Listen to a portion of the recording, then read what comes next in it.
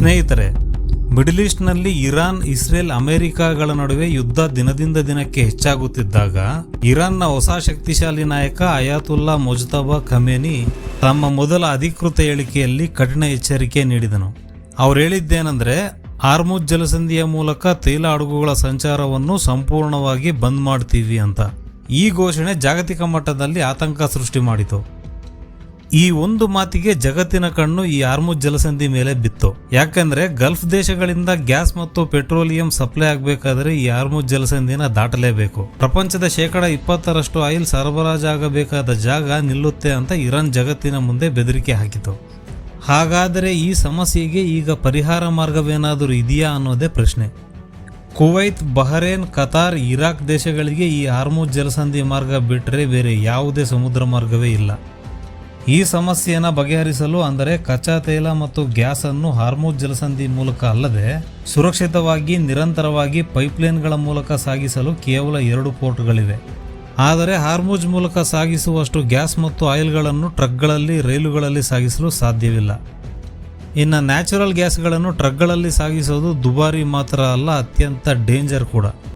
ಮೊದಲ ಪರ್ಯಾಯ ಮಾರ್ಗ ಸೌದಿ ಅರೇಬಿಯಾದ ಈಸ್ಟ್ ವೆಸ್ಟ್ ಪೈಪ್ಲೈನ್. ಈ ಪೈಪ್ಲೈನ್ ಪರ್ಷಿಯನ್ ಗಲ್ಫ್ನ ಪೂರ್ವ ಭಾಗದ ತೈಲ ಕ್ಷೇತ್ರಗಳನ್ನು ಕೆಂಪು ಸಮುದ್ರದ ಯಾಂಗ್ಬೋ ಪೋರ್ಟ್ಗೆ ಕನೆಕ್ಟ್ ಮಾಡುತ್ತೆ. ಈ ಪೈಪ್ಲೈನ್ ಕೆಪಾಸಿಟಿ 7 ಮಿಲಿಯನ್ ಬ್ಯಾರೆಲ್ಗಳಷ್ಟು ತೈಲವನ್ನು ಸಾಗಿಸಬಹುದು.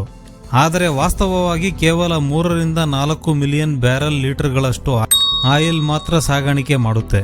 ಈ ಮಾರ್ಗ ಮುಖ್ಯವಾಗಿ ಸೌದಿ ಅರೇಬಿಯಾದ ಕಂಪನಿಗಳ ಬಳಕೆಗೆ ಮಾತ್ರ ಸೀಮಿತವಾಗಿದೆ. ಒಟ್ಟಿನಲ್ಲಿ ಈ ಪೈಪ್ಲೈನ್ ಒಂದು ಪ್ರಮುಖವಾಗಿದ್ದರೂ ಅದರ ಸಂಪೂರ್ಣ ಸಾಮರ್ಥ್ಯವನ್ನು ಉಪಯೋಗಿಸಲು ಸಾಧ್ಯ ಆಗ್ತಾ ಇಲ್ಲ. ಇಲ್ಲಿ ಇನ್ನೊಂದು ಸಮಸ್ಯೆ ಏನೆಂದರೆ, ಯೋಂಗ್ಬು ಪೋರ್ಟ್ನಿಂದ ಪ್ರಯಾಣ ಮಾಡೋ ಹಡಗುಗಳು ಬಾಬ್ ಅಲ್ ಮಂಡೇಬ್ ಜಲಸಂಧಿ ಮುಖಾಂತರ ಬಂದಾಗ ಏಷ್ಯಾ ದೇಶಗಳಿಗೆ ತಲುಪೋದಕ್ಕೆ ಸಾಧ್ಯ. ಆದರೆ ಇಲ್ಲಿ ಹೌತಿ ರೆಬೆಲ್ಗಳ ದಾಳಿಯಾಗೋ ಸಾಧ್ಯತೆ ಜಾಸ್ತಿ. ಹೀಗಾಗಿ ಏಷ್ಯಾದ ತೈಲ ಖರೀದಿದಾರರಿಗೆ ತೈಲ ಬೇಕಾದರೆ ಅರೇಬಿಯಾ ದ್ವೀಪಗಳನ್ನು ಸುತ್ತಿ ಬರಬೇಕಾಗುತ್ತೆ. ಎರಡನೇ ಪರ್ಯಾಯ ಮಾರ್ಗ ಅಬುಧಾಬಿ ಕ್ರೂಡ್ ಆಯಿಲ್ ಪೈಪ್ಲೈನ್. ಇದು ಯುನೈಟೆಡ್ ಅರಬ್ ಎಮಿರೇಟ್ಸ್ನಿಂದ ಫುಜೈರಾ ಪೋರ್ಟ್ವರೆಗೆ ಇರುವ ಪೈಪ್ಲೈನ್. ಇದು ಹಾರ್ಮುಜ್ ಜಲಸಂಧಿಯಿಂದ ತುಂಬ ಹತ್ತಿರದಲ್ಲಿದೆ. ಇದರ ಕೆಪಾಸಿಟಿ ಕೇವಲ 20 ಲಕ್ಷ ಬ್ಯಾರೆಲ್ ಲೀಟರ್ಗಳಷ್ಟು ಆಯಿಲನ್ನು ಸರಬರಾಜು ಮಾಡುತ್ತೆ ಅಷ್ಟೇ. ಇದು ಕೇವಲ ಬ್ಯಾಕಪ್ ಪ್ಲಾನ್ ಮಾತ್ರ. ಇದರಿಂದ ಯಾವುದೇ ಸಮಸ್ಯೆ ಬಗೆಹರಿಯುವುದಿಲ್ಲ. ಮೂರನೇ ಮಾರ್ಗ ಇರಾಕ್ ದೇಶದ ಉತ್ತರ ಪ್ರಾಂತ್ಯದಿಂದ ಟರ್ಕಿ ದೇಶದ ಚಹಾನ್ ಪೋರ್ಟ್ಗೆ ಹೋಗುವ ಪೈಪ್ಲೈನ್. ಇದು ಈಗ ಸರಿಯಾಗಿ ಕೆಲಸ ಮಾಡ್ತಾ ಇಲ್ಲ. ಕೆಲಸ ಮಾಡಿದರೂ ಉತ್ತರ ಇರಾಕ್ನ ತೈಲವನ್ನು ಮಾತ್ರ ಸಾಗಾಣಿಕೆ ಮಾಡುತ್ತೆ. ಇನ್ನು ದಕ್ಷಿಣ ಇರಾಕ್ನ ತೈಲವನ್ನು ಸಾಗಿಸುವ ಸಾಮರ್ಥ್ಯ ಈ ಪೈಪ್ಲೈನ್ಗಳಿಗೆ ಇಲ್ಲ. ಆದ್ದರಿಂದ ಇರಾಕ್ನ ಬಸರಾ ಪ್ರಾಂತ್ಯದಲ್ಲಿ ಉತ್ಪಾದನೆಯಾಗುವ ಅತಿದೊಡ್ಡ ಮೊತ್ತದ ಆಯಿಲನ್ನು ಹಾರ್ಮುಜ್ ಮುಖಾಂತರವೇ ಸಾಗಾಣಿಕೆ ಮಾಡಬೇಕು. ಬೇರೆ ಆಪ್ಷನ್ ಇಲ್ಲ.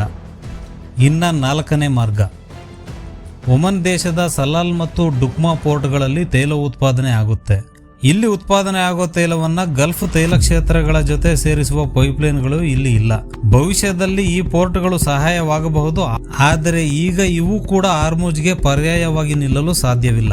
ಈ ಹಾರ್ಮುಜ್ ಮೂಲಕ ಸಾಮಾನ್ಯವಾಗಿ ದಿನಕ್ಕೆ 20 ಮಿಲಿಯನ್ ಬ್ಯಾರೆಲ್ ಆಯಿಲ್ ಸಾಗಾಣಿಕೆ ಮಾಡಬಹುದು. ಆದರೆ ಈ ಎಲ್ಲ ಪರ್ಯಾಯ ಮಾರ್ಗಗಳ ಮೂಲಕ ಸಾಗಿಸುವ ಆಯಿಲ್ಗಳನ್ನು ಸೇರಿಸಿದರೂ ಕೇವಲ 6 ರಿಂದ 8 ಮಿಲಿಯನ್ ಬ್ಯಾರೆಲ್ ಆಯಿಲ್ ಮಾತ್ರ ಸಾಗಿಸಬಹುದು. ಇಲ್ಲಿ ಕೇವಲ ಆಯಿಲ್ ಮಾತ್ರ ಸಮಸ್ಯೆ ಅಲ್ಲ. ಏಷ್ಯಾ ಮತ್ತು ಪೂರ್ವ ಆಫ್ರಿಕಾದ ಅನೇಕ ದೇಶಗಳ ಜನರಿಗೆ ಅವಶ್ಯಕವಿರುವಂತಹ gas, pesticides, aluminium, petrochemical, container cargo ಇವೆಲ್ಲ ಈ ಚಿಕ್ಕ ಮಾರ್ಗದಲ್ಲೇ ಬರಬೇಕು.